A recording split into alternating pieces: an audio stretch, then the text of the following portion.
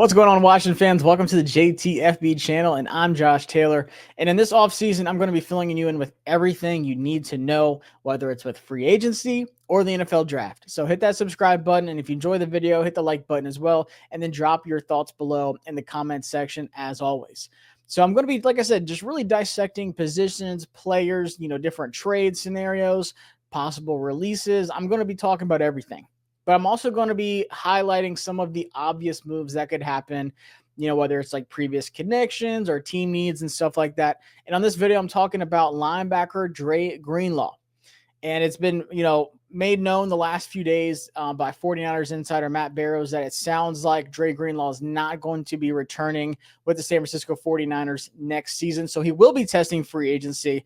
He's not even 28 yet. He'll be 28 in a couple months. So he'll be, 28 next season, but didn't play much last season because of the Achilles injury that happened at the Super Bowl. But this is one of the most respected, like highly regarded players on that team.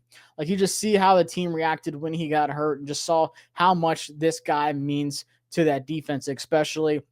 And him next to Fred Warner was a treat to watch. If you love defense, if you love linebacker play, that was the best linebacker duo in the NFL. So now that he's going to be testing free agency, like I said, he couldn't do much last year, obviously recovering from that Achilles injury, but he did hit the field. Give him a full offseason with a new team. Does it even make sense with Washington? What does the numbers look like? Like, do we even have a spot for him? And why would we even sign Dre Greenlaw? So I think we should. I'm going to tell you why on this video. So let's go ahead and bring up a site that I'm going to be showing y'all a lot this offseason. That's PFF's free agency rankings for their free agents.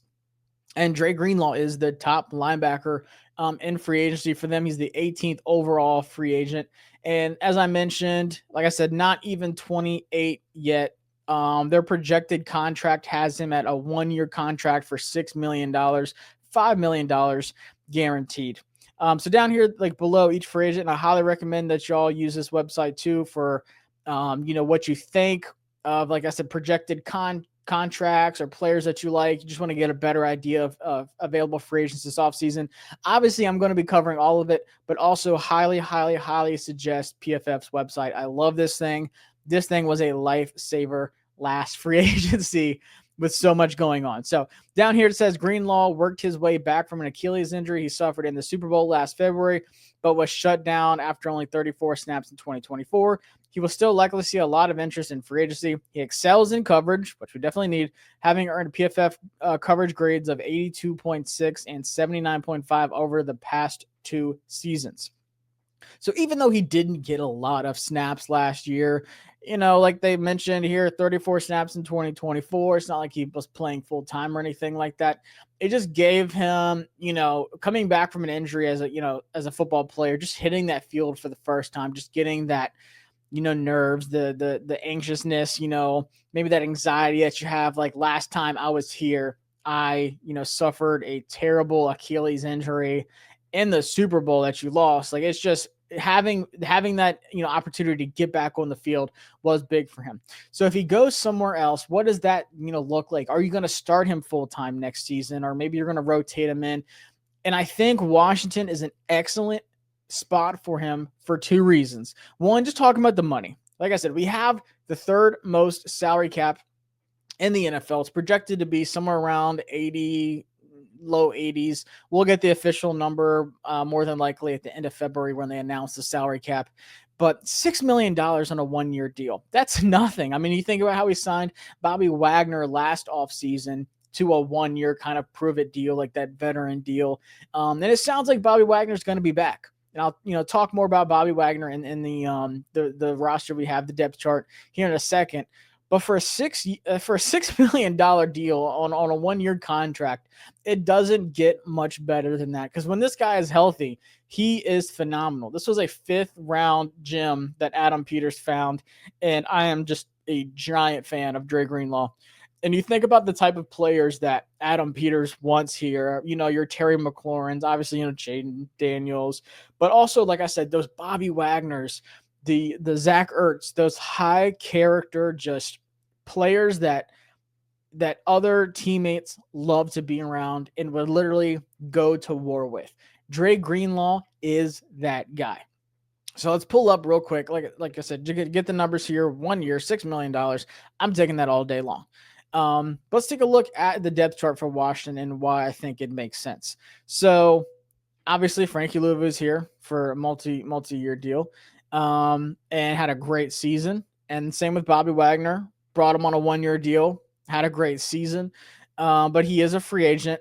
But then you also have Nick Bellore, who's a free agent. You also have Michael Walker, who's a free agent. And then you have Jordan McGee, the rookie who had a lot of injuries last season, didn't get to see much of him. And then Dom Hampton, who's going from that safety to a linebacker role, really just learning that position. Didn't get to see a lot of him, too. He was inactive a lot. So just reading the linebacker room of why this makes so much sense. Frankie Louvu's back. Don't have to worry about him.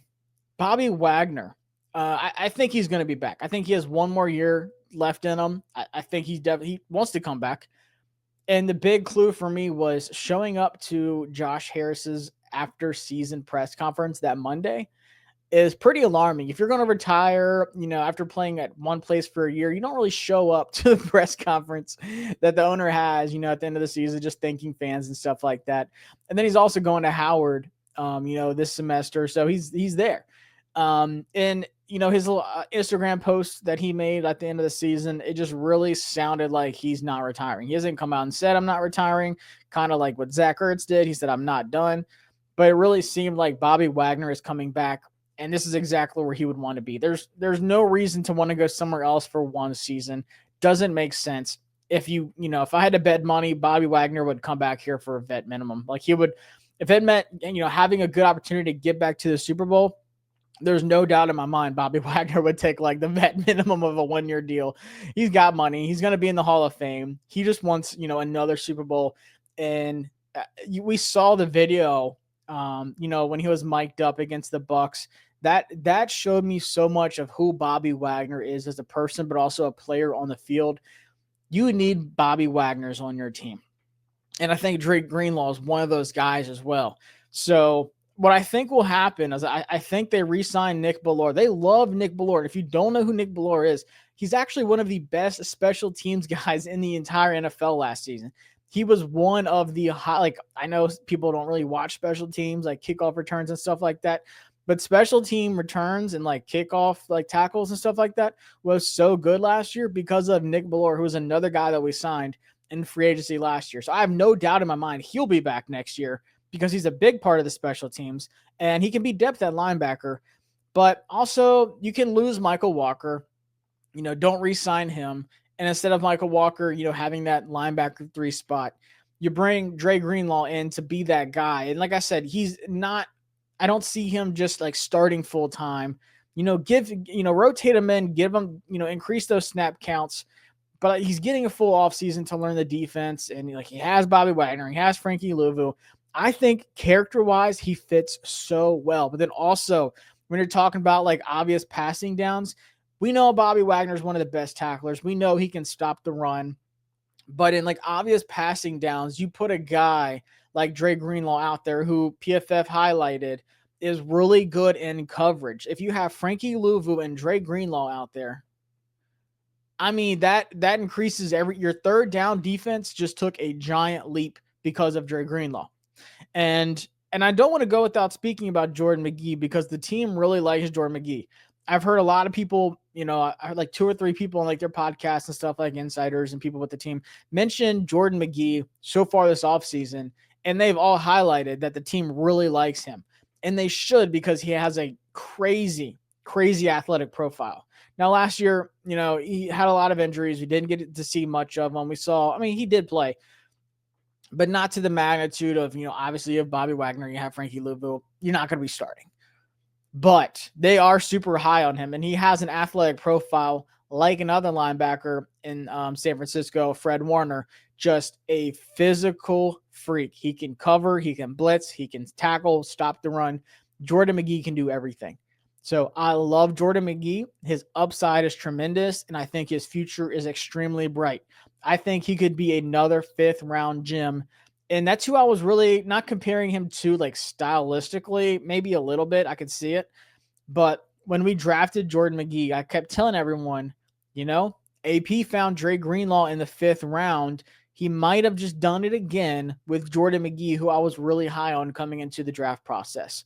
So, I think you have him, maybe go up to where Nick Bellore is, and Nick Bellore is just more so like a really good special teams guy.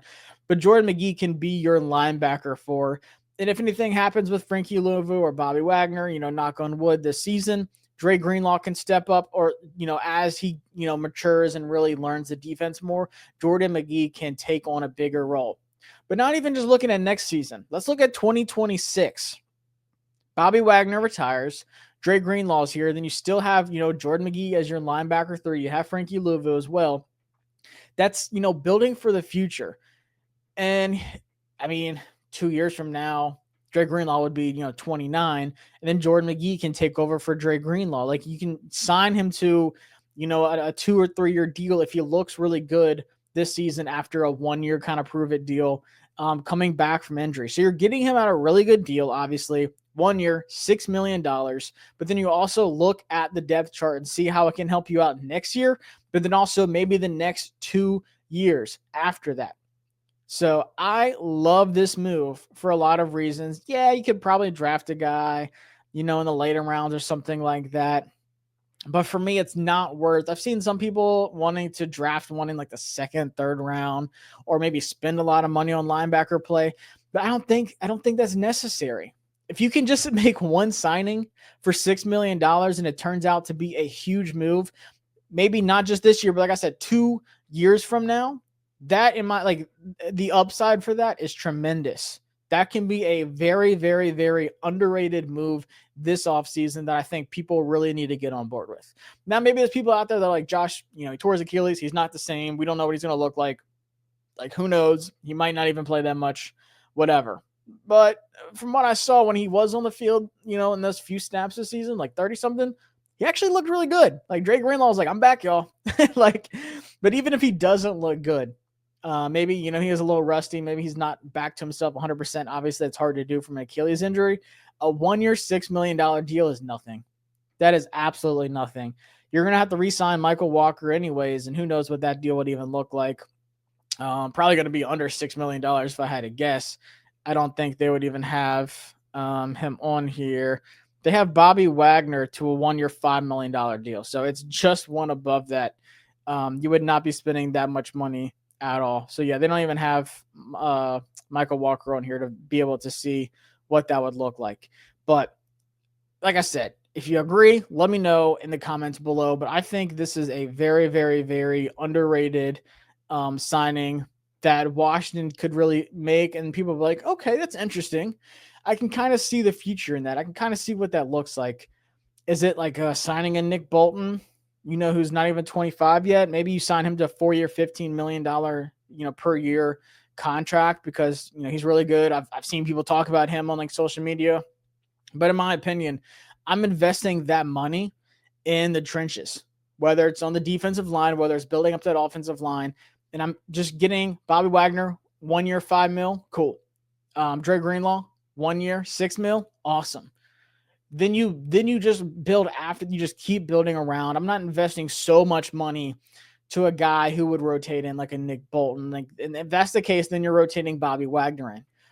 But your coverage got better with Dre Greenlaw. Your depth is way better with Dre Greenlaw. And you might just have a future linebacker to take over after Bobby Wagner retires after next season. And then also with Jordan McGee, he's only going to get better. So you are really just developing in-house, but then also bringing a vet guy in who's still not that old. He's going to be 28 next season. So hope y'all enjoyed this video. I say AP, go bring him over here. AP, it's going to be cheap. And I think he's going to want some more of those culture guys in here. And as he's building up his roster, we'll see some more of those, and I'll talk about some more. But in my opinion, Dre Greenlaw should absolutely be a Washington Commander next season. So hit that subscribe button and hit the like button if you enjoyed, and I'll see y'all next time.